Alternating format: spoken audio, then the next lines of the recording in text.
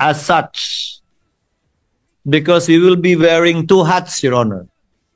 As senators, performing our legislative and legislative function, and as members of the impeachment court, performing our sui generis function.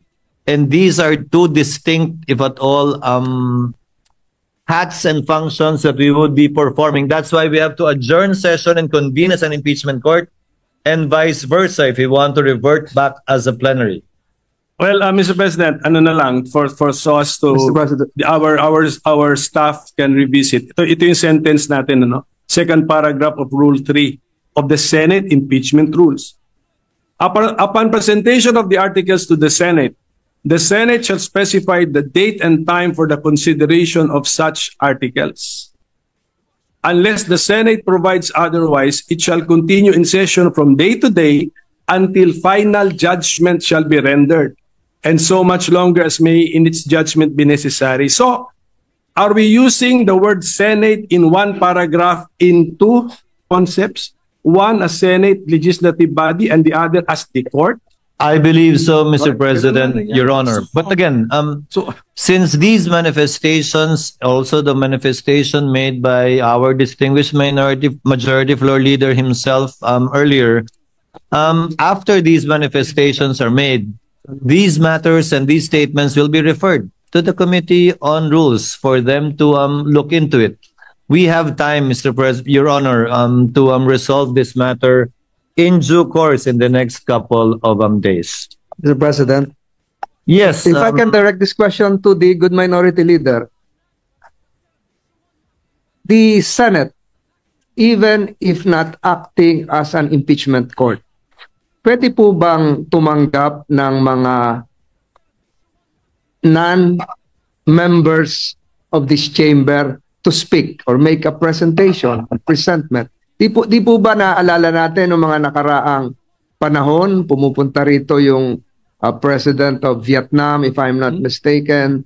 Distinguished guests of this chamber are allowed to speak, not just honored. Ganun po ba yung sinasabi nyo?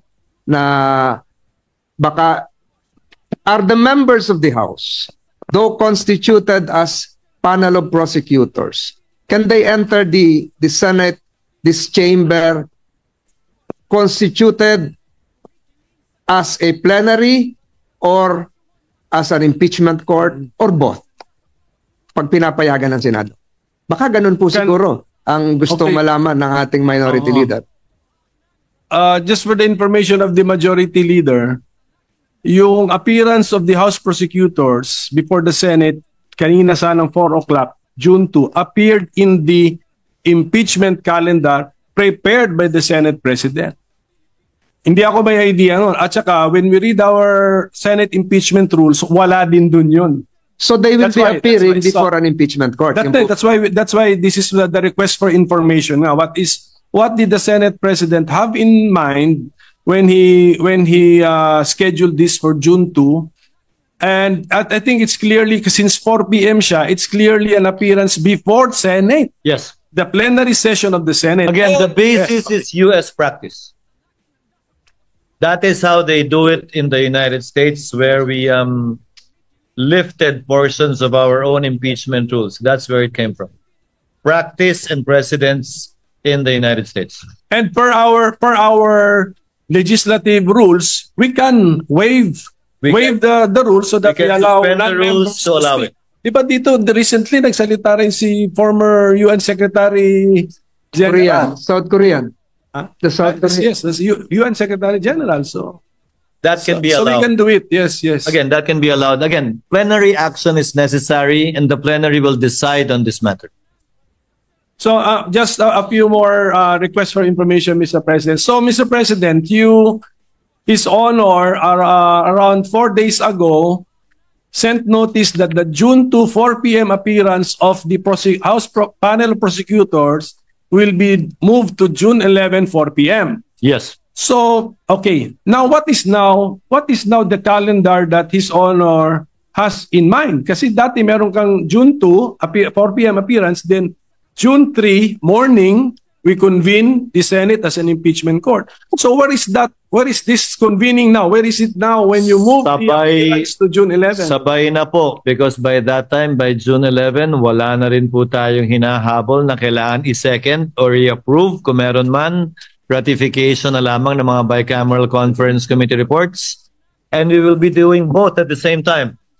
If at all, the reading of the articles of impeachment, the referral to the Committee on Rules, the convening of the impeachment court, if at all again, the oath of the senator judges, if at all again, all that we can do as an impeachment court would be to issue summons.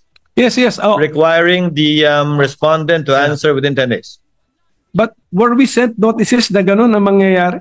I'm sorry? Were the senators sent notices or informed that after the appearance of the House panel of prosecutors, there's a possibility that we will convene as a court? Para ready kami.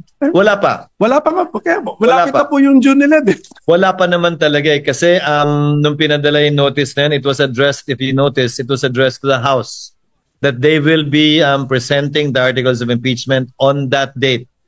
The notice, insofar as the impeachment court itself is concerned, these discussions would be very helpful, Your Honor, because this will be part of how the Senate as a body will be deciding on what to do after the articles of impeachment shall have been read and presented before the body.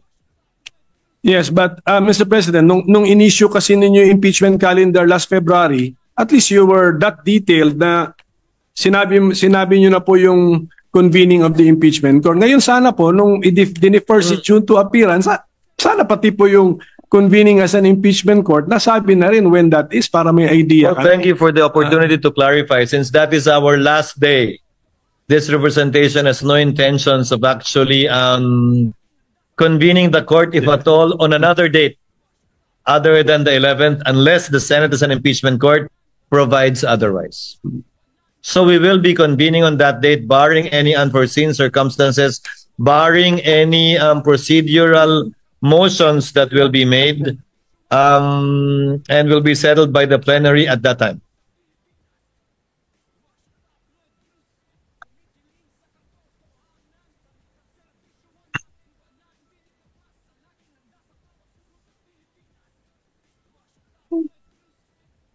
Well, Mr. President, it was just, ito lang for the consumption of our staff and secretariat.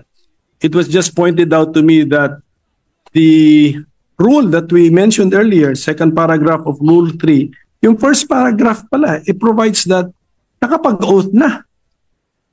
Nakapag-oath na ang member. So if that is now the dividing line, we have crossed the line. So, Senate na po ito as a court. So tingnan na lang po muli, Mr. President. Mr. President, Your Honor, the first paragraph refers to consideration of the articles of impeachment. The second paragraph, we were not part of the Senate that wrote these rules. The first paragraph, it mentions the word consideration. The second paragraph mentions the word presentation. In terms of time, presentation should come first before consideration, although as it appears in our rules, consideration was mentioned first in the first paragraph and before presentation in the second paragraph. But in terms of order, Your Honor, presentation should logically come first before consideration of the articles of impeachment. And then there is nothing to consider unless presented. And then in the next breath, it talks about the trial na. Yes, again, we had no part in writing these rules. Okay, I would not want to critique it as well because during those times, perhaps, this was apt and sufficient. So, okay, so Mr. President, maybe now, kasi ang media nagtatatanong sa akin, pinapa-speculate pa ako na, just for the record, what is now the reason that His Honor has taken the initiative to reset the June 2, 2025 4 p.m. appearance of the panel of prosecutors before the Senate plenary to June 11, 4 p.m. What's the main reason addressed to Speaker Martin, copy furnished to all of the senators as well as Vice President Sara Duterte. Given the meeting we had at LEDAC with His Honor's presence, several bills needed to be approved and taken up before we finally finish and wind up the 19th Congress.